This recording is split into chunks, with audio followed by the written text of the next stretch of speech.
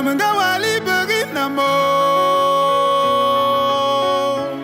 Tonu tuyana nusimabo. Tonu tuyana nunamu mandamni. Manambwe ubuda piri. Y a encore des gens qui donnent sans rien attendre en retour. C'est vrai qu'il y a la haine, mais aussi de l'amour. Encore des gens qui bossent pour le pain quotidien. Des gens qui gagnent leur vie sans rien voler à personne. Dadou, dadou, dadou, dadou, dadou, dadou, dadou, dadou, dadou, dadou, dadou, dadou, dadou. Y a encore des gens qui défendent. Artiste rappeur Hexafran, artiste rappeur engagé, artiste rappeur camerounais, artiste rappeur pour le développement. Il y a encore assez d'espace pour aimer dans nos cœurs. Autour de nous, des beaux souris pour faire oublier nos pleurs. C'est clair que tout va mal, mais il y a encore de l'espoir. Sans souiller leurs corps et âmes, il y en a qui connaissent la gloire. Tout le monde n'a pas tué au volet. L'histoire remonte en 2005. Quartier Minifem, un quartier très chaud de Yaoundé. Un quartier où là où tu viens de là, tu ne payes pas de mine. On est en 2005, 2006 par là, 2005, 2004 par là, j'ai 15 ans. Je suis dans un quartier chaud. Je traîne avec des aînés comme Foucault Amente, Djangui Monet, Nono, avec Ismo et toute la clique. On décide de monter l'un des plus grands studios de musique engagée. On a été souvent très choqués par les injustices, par la façon dont le gouvernement traitait les gens issus des milieux clés défavorisés. On a voulu toucher les gens à travers notre hip-hop, à travers notre musique. Donc l'histoire remonte plus ou moins à cette période-là, où on crée le studio Master of the Game, avec pour objectif de faire le plus grand studio de hip-hop engagé.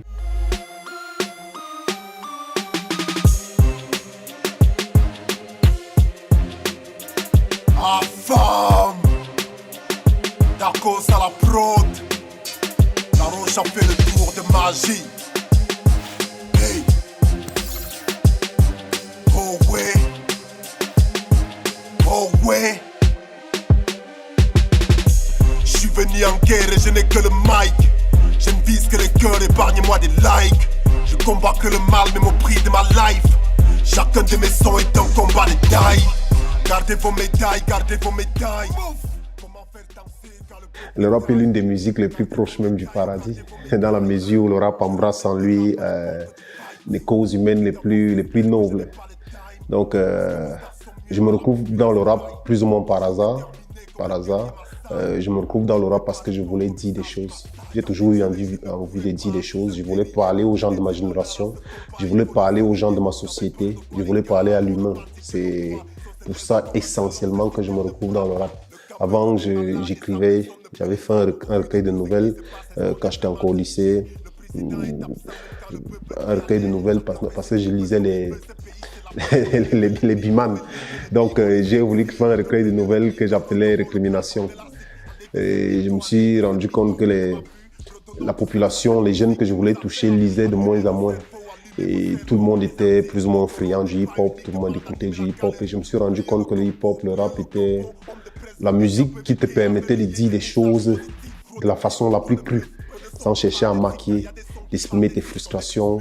Moi, je viens de venir d'un quartier compliqué, qui voulait dire des choses, qui voulait décrire sa réalité, qui voulait parler des injustices qu'il subissait au quotidien, qui voulait parler de tout le mal qui l'entourait, aussi raconter les histoires du ghetto, raconter les histoires du quartier, parler de nos joies, de nos peines, de nos douleurs et tout. Donc voilà. Mon peuple baigne dans la peur des lendemains depuis que ces mensonges, violences et corruption qui règnent. Ce game voudrait m'esseler, m'ont prouvé que je suis dans le faux, m'isoler, me museler, c'est pourquoi je rappe comme un fauve.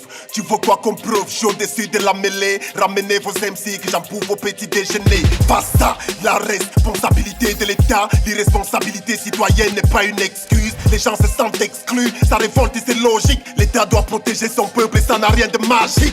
Magique, magique, ça n'a rien de magique. L'État doit protéger son peuple et ça n'a rien de magique. Magique, magique. Au quartier, j'ai tellement vu des jeunes qui, à cause de la drogue, pétaient les plombs.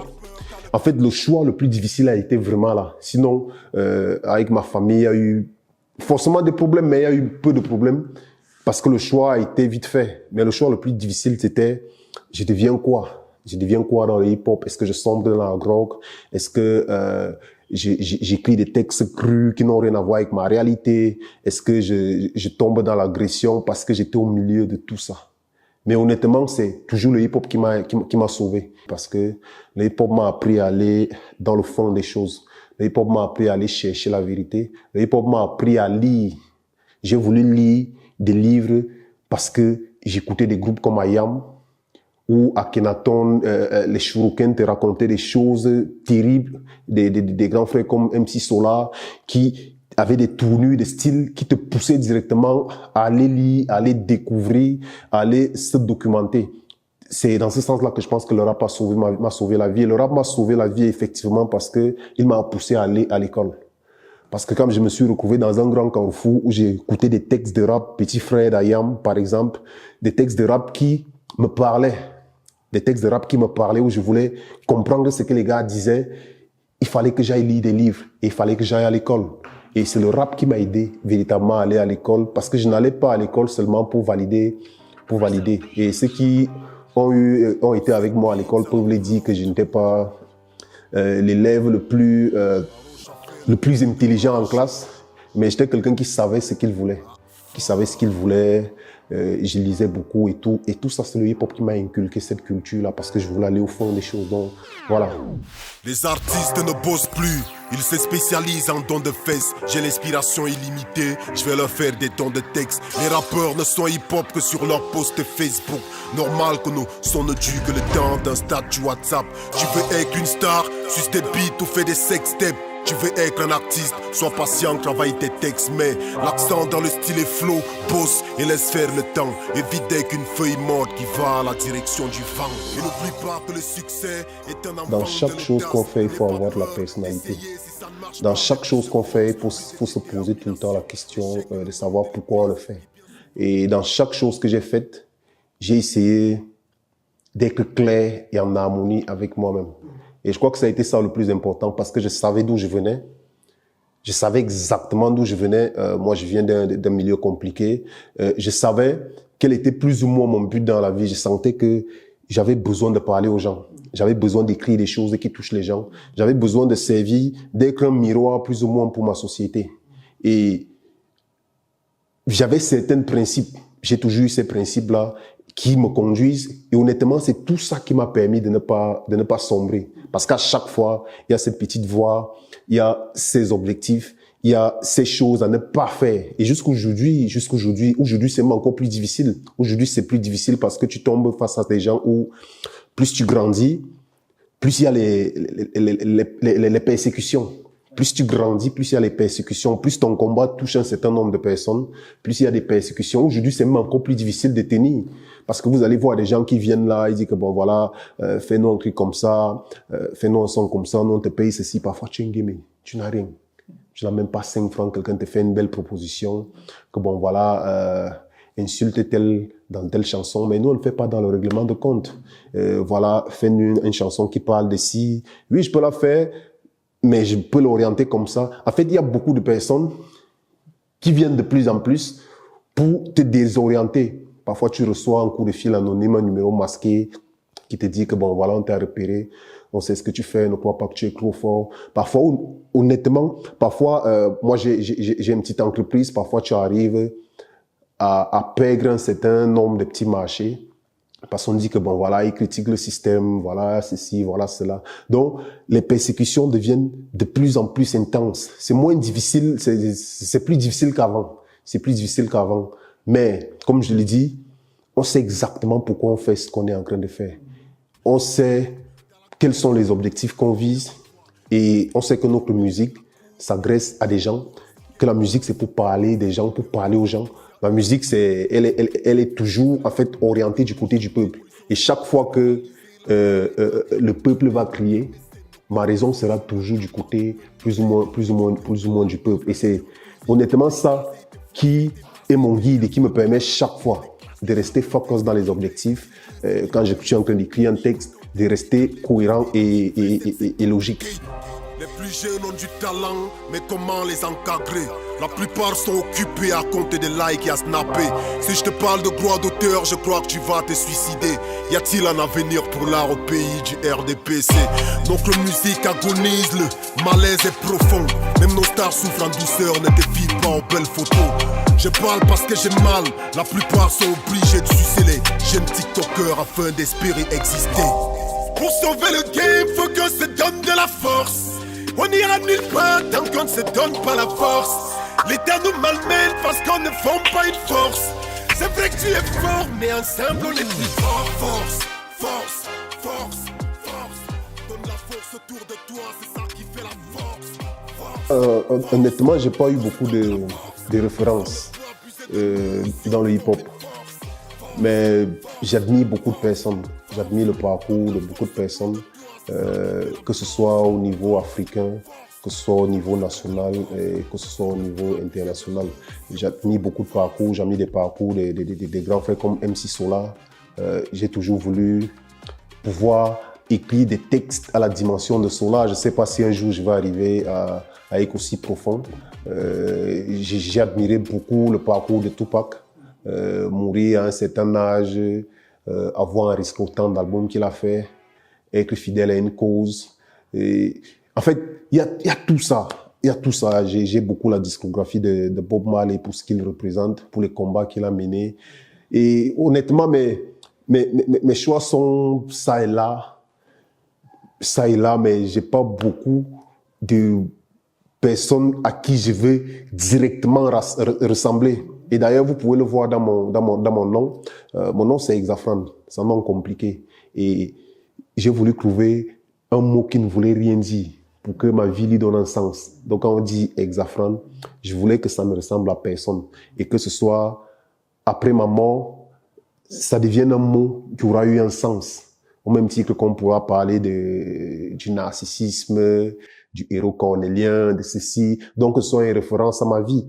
Donc, je suis plus ou moins comme ça. Ça ne veut pas dire que mes créations sont ex nihilo. On s'inspire toujours de quelqu'un, de quelque chose et tout, mais j'ai peu de références. Tu veux être une star, suce des beats ou fais des sextapes. Tu veux être un artiste, sois patient, travaille tes textes, mais l'accent dans le style est flow, bosse et laisse faire le temps. Évite d'être une feuille morte qui va à la direction du vent. Et n'oublie pas que le succès est un enfant de l'audace. N'aie pas peur d'essayer si ça ne marche pas, mais plus de force, plus de détermination. L'échec est le nom de l'épice qui bien souvent donne de la saveur au plat. Exafran, c'est 3 albums studio, l'album 1 million de problèmes, où il y a des collaborations avec notamment Crotal, ne nous mélange pas remix, où il y a des collaborations avec Kilamel, Ismo, Valsiro, Lana Maez, Val de Z, Monsieur Zasta, dans l'album 1 million de problèmes. Exafran, c'est 16 majeurs, 2016, collaboration avec Aliena, Rakim Anubis. Exafran, c'est le Cameroun d'abord, volume 1, 2021. Des collaborations avec Franco, avec Ivy. J'en oublie forcément, hein, ça c'est clair. Exafran, c'est le Cameroun d'abord, volume 2, album de 19 titres, sorti en national. La sortie locale a eu lieu en novembre 2023. Des collaborations avec Mimi, Sangrin Nanga, Sultan Oshimin, Didier Awadji, Rodzeng, Mr. Léo. Donc, des collaborations dans 3 pays, dans l'album Le Cameroun d'abord, volume 3. Et j'en oublie certainement aussi des collaborations. Je crois que c'est ma toute première collaboration dans le monde du hip-hop. Et voilà, mon mari m'en a parlé, je connaissais l'artiste et je me suis sentie tellement honorée que des grands noms viennent vers des petites personnes comme moi pour participer au projet. Déjà, le Cameroun d'abord, tout le monde doit porter ça dans l'âme. Et rien que pour le nom de cet album-là, il fallait, je me devais d'accepter. Et ensuite, le titre de la chanson, les paroles, le chemin est long, le chemin est encore long. Franchement... On tombe, on se relève tant que la vie nous permet. Ça ça va pas être facile, on le sait désormais. L'amour est la seule chose que le futur nous promet. Transformer la boue en or, ça on se l'est promis.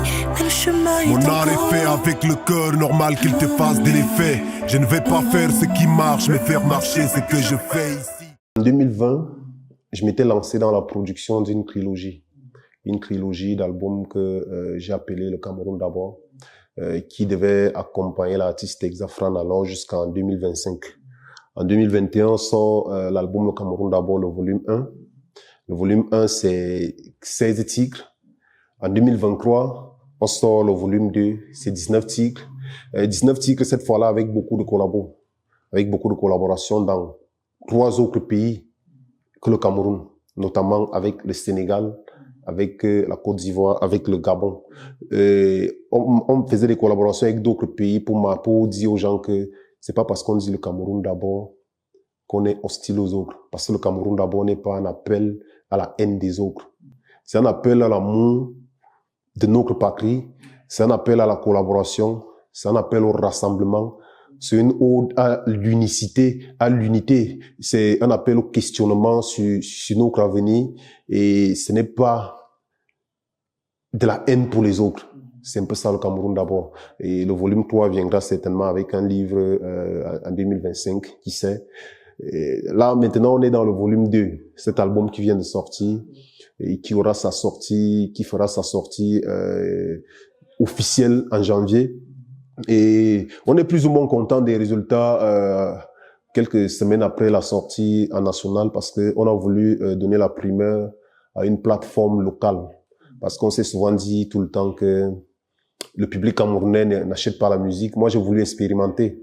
Parce que l'avantage que j'ai souvent eu, c'est que j'ai pas des millions de fans, mais j'ai des personnes vraies qui me suivent. C'est pour ça que je dis toujours que ceux qui me suivent ne sont pas mes fans, ce sont des camarades de lutte.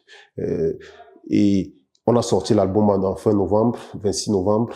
Et aujourd'hui, on est à plus de 3500 ventes de cet album-là. Ça veut dire quand même qu'il y a des personnes qui se sentent concernées, qui suivent avec conviction et qui savent qu'on est dans une démarche fondée sur la vérité. Moi-même, je te confie ma plume, inspire-moi dans mes poèmes, donne à ma voix la puissance de changer le monde à travers la vérité. Je veux toucher les cœurs des hommes.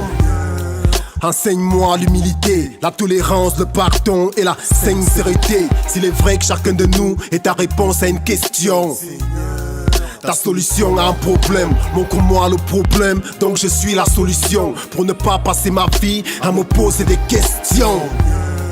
Je m'attache au bien du monde, je m'attache à la vie, pourtant c'est toi qui me la donnes. Souvent j'oublie ton nom.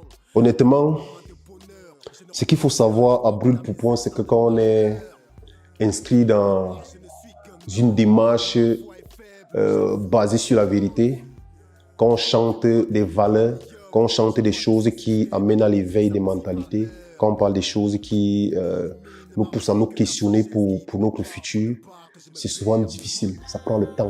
Mais c'est le chemin qu'on a choisi, on ne regrette pas. Personne ne nous a demandé de le choisir. C'est le chemin qu'on a choisi, on l'assume. Et depuis plus de 15 ans aujourd'hui, c'est ce qu'on fait.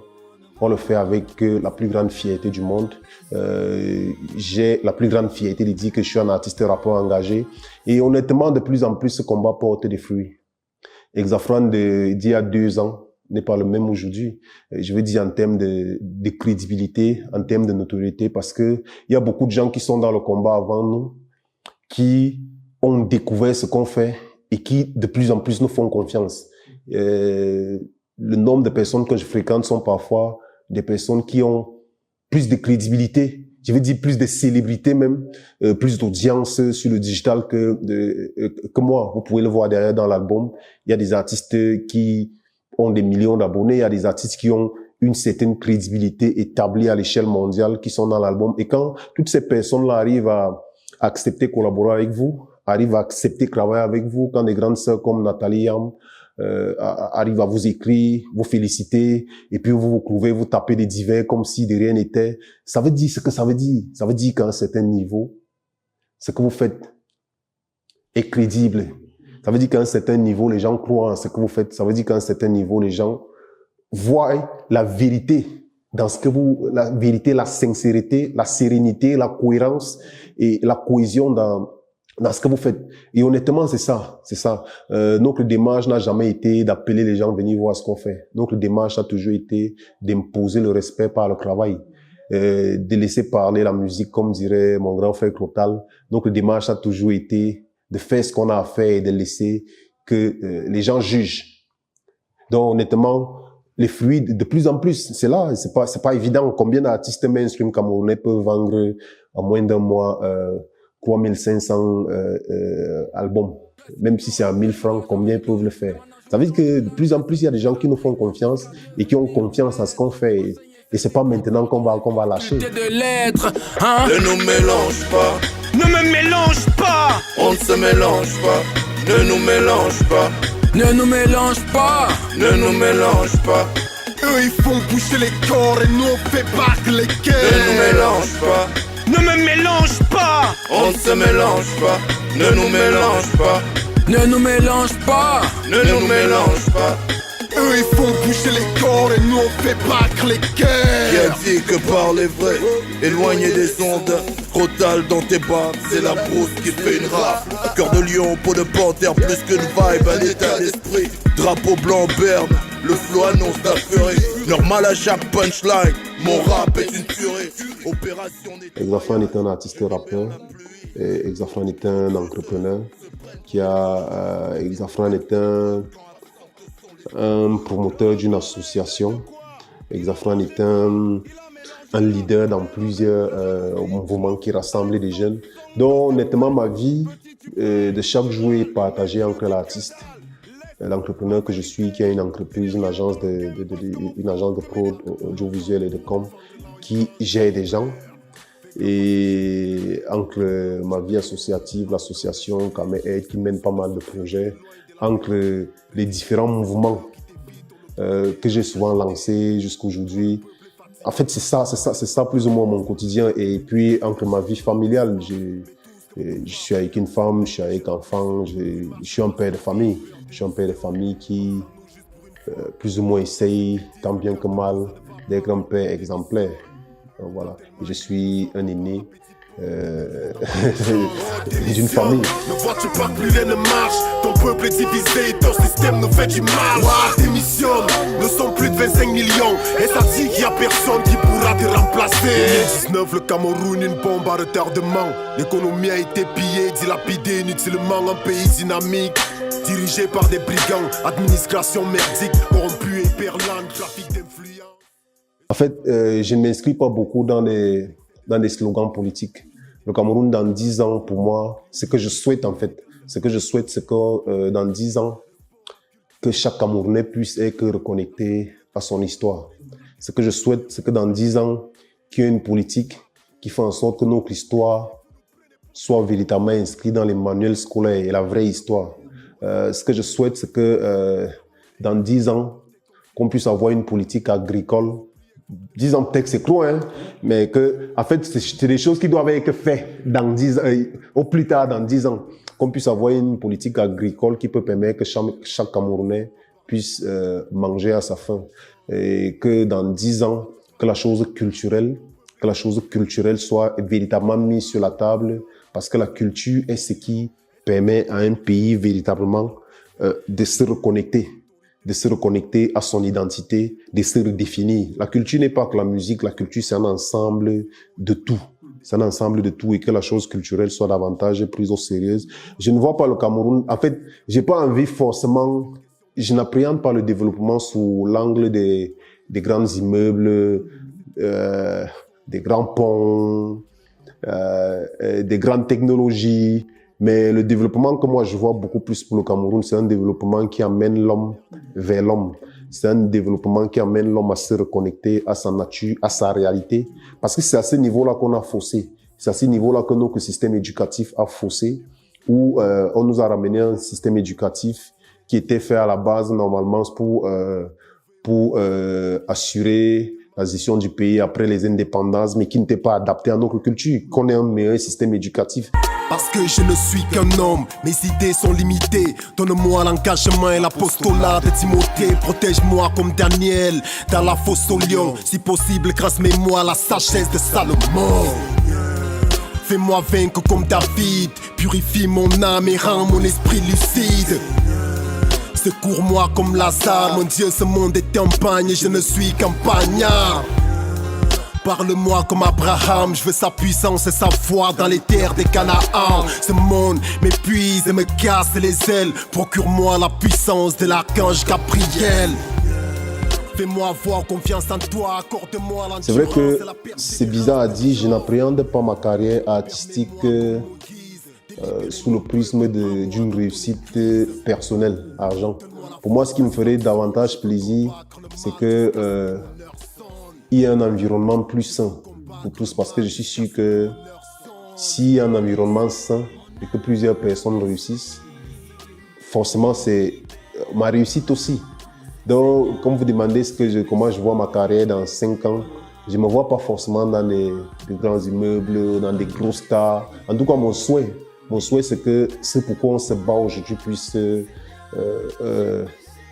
des causes pour lesquelles on se bat aujourd'hui puissent plus ou moins trouver des solutions, qu'on ait des dirigeants que le Cameroun, ce grand pays, mérite, qu'on ait des institutions que le Cameroun, ce grand pays, mérite, qu'on ait des humains qui veulent servir les humains et qui comprennent l'importance et la nécessité de servir l'homme et de placer l'homme au centre de toutes leurs actions. Honnêtement, pour moi, ce sera ça la réussite. Pour moi, ce sera ça la réussite parce que dans cette société-là, dans cette réussite-là, je me reconnais parce que je ferai tout et je fais toujours tout pour faire ma part. Ça veut dire que si on va recruter des meilleurs dans mon domaine, je vais forcément être parmi, avec une société de méritocratie. Et si ça marche, pour moi, ce sera le plus important. Merci d'être encore en vie. Merci pour ma famille et toute mon équipe du MOG. Seigneur, merci. Mon âme est souillée, libère-moi. Seigneur, j'ai péché, pardonne-moi. Mon âme est souillée, libère-moi. Une pensée pieuse à tous les artistes camerounais décédés.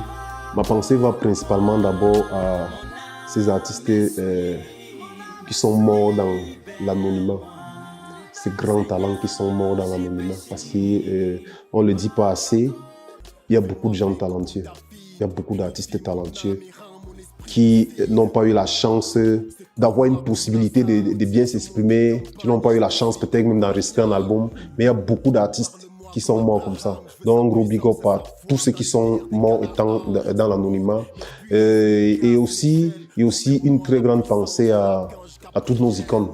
Et je le dis avec un pincement de cœur parce que ça fait très mal. Ça fait très mal quand un artiste qui a fait les choux gras de la musique camerounaise, qui a représenté le Cameroun, arrive à décéder dans une paupérisation indicible, par manque de soins, pas de maison quelque part et enterré dans l'anonymat le plus indicible. Ça, il faut le dire, ça fait mal au cœur. Et ça, il faut aussi le reconnaître. C'est clair que nous sommes dans un environnement, dans un système qui n'a rien à foutre de la culture. Parce que pour le système, les artistes, ça sert à animer la galerie, ça sert à distraire la masse pour que la masse puisse continuer à boire de l'alcool, à fumer, à baiser. Donc il faut que les artistes, c'est le rôle que le système a donné aux artistes et que de temps en temps tu cites le nom d'un ministre, il te farote un peu. Et c'est à ça qu'ils ont réduit là. Et quand tu vois des artistes mourir dans l'anonymat total, dans le mépris, sans droit d'auteur et qui sont enterrés comme ça, et vraiment moi ça fait mal. Donc une pensée pieuse à toutes ces personnes-là, ils sont très nombreuses. J'écoutais encore Kotoba ce matin. Et quand je pense à tout cet héritage-là, je crois que nous, on n'a pas d'autre choix que d'essayer de faire mieux qu'eux. Je ne sais pas si on pourra, parce que c'est compliqué. Mais je veux dire, en termes de valeur, il faut essayer de mener des combats qui pourront restaurer leur dignité. Faire du bien, ça fait du bien, donc faites du bien autour de vous et vous ferez la dîme. Parce qu'on ne donne que ce qu'on a, mais on récolte ce qu'on sème. Bien souvent, ce qu'on récolte est le multiple de ce que l'on sème. Y'a encore des gens qui donnent sans rien attendre en retour. C'est vrai qu'il y a la haine, mais aussi de l'amour. Encore des gens qui bossent pour la peine quotidien.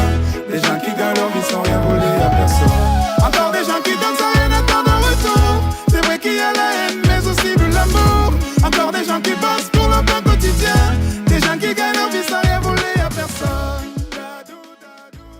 Mon père m'a beaucoup inspiré tout au long de ma carrière.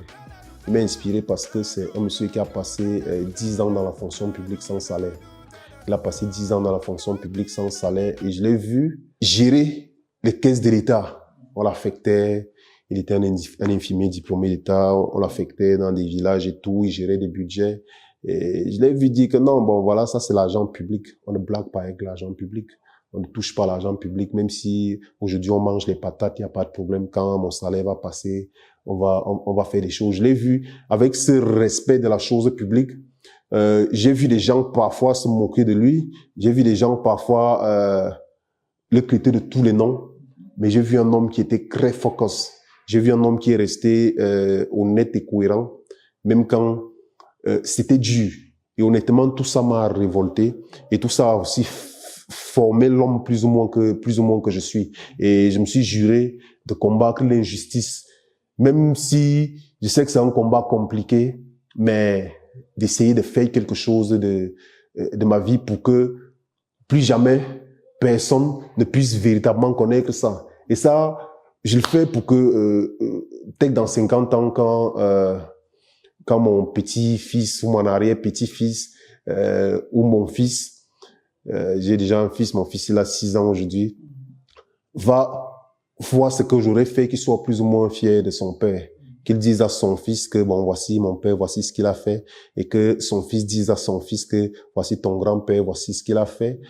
Parce que de toute façon, dans 100 ans, je sais pas, tu seras pas là. Dans 100 ans, je serai pas là. Mais qu'est-ce qui va rester? Le Cameroun, lui, sera là, et malheureusement. Ce qui veut dire que chacun de nous gagne à faire en sorte que il puisse vivre au-delà de seulement vivre pour lui, qu'il puisse vivre pour les autres. Bolbungana Wulguntama. Bolbungana Wulguntama. Bolbungana Wulguntama. Bolbungana Wulguntama. Y'a encore des gens qui donnent sans rien attendre en retour. C'est vrai qu'il y a la haine, mais aussi de l'amour. Encore des gens qui bossent pour la peine quotidien. Des gens qui gagnent leur vie sans rien voler à personne. Affaire comme tel, Lady Ponce et Fally Ipupa, c'est de la manipulation. Comme je vous l'ai dit, c'est très important quand le peuple est discret. C'est très important quand les gars sont dans des buzz sans sens.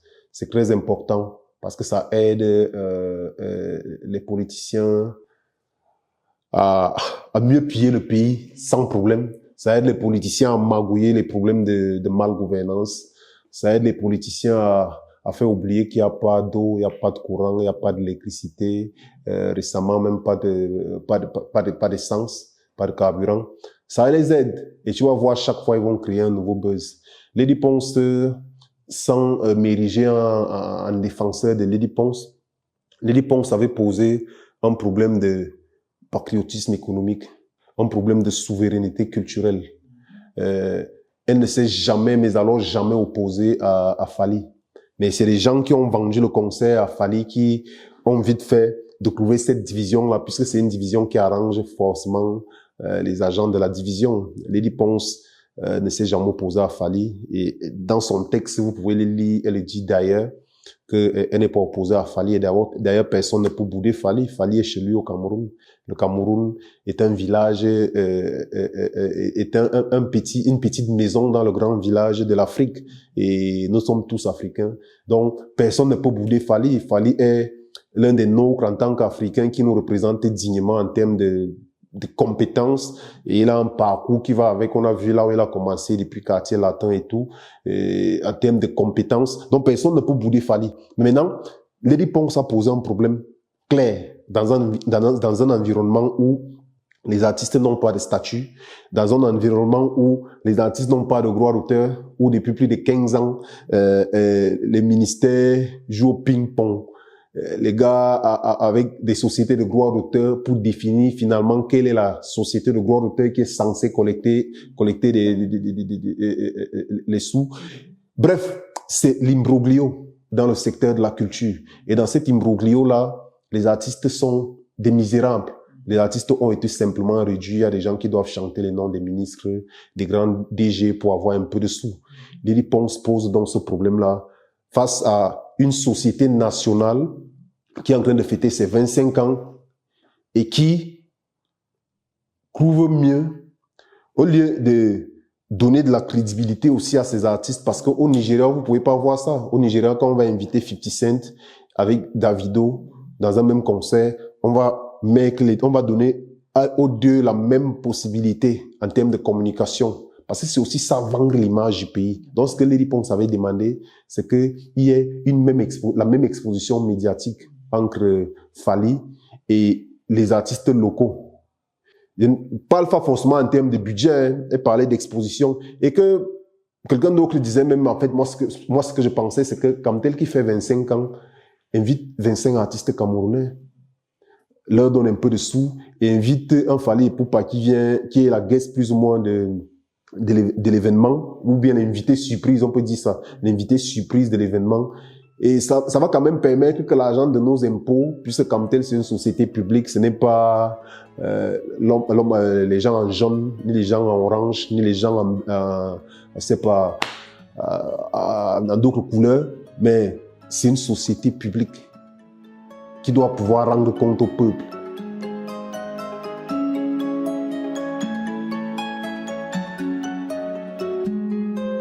Les miens vont transpirer en écoutant cet album.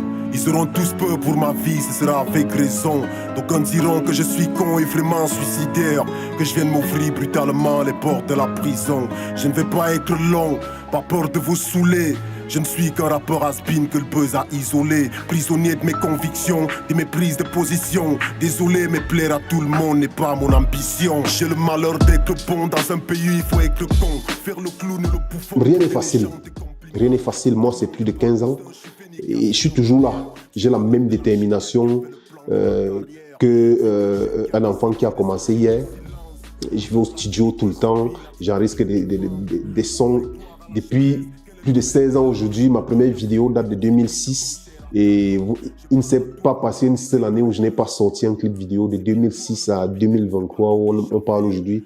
Cette détermination-là est restée. Et cette détermination est restée parce que j'ai réussi à trouver l'équilibre entre ce que je veux être et ce que je suis.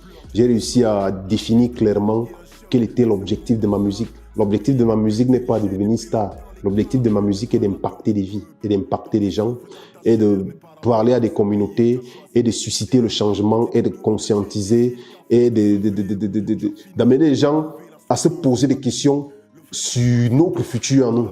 Et à partir du moment où j'ai défini cela, honnêtement, ça m'a libéré.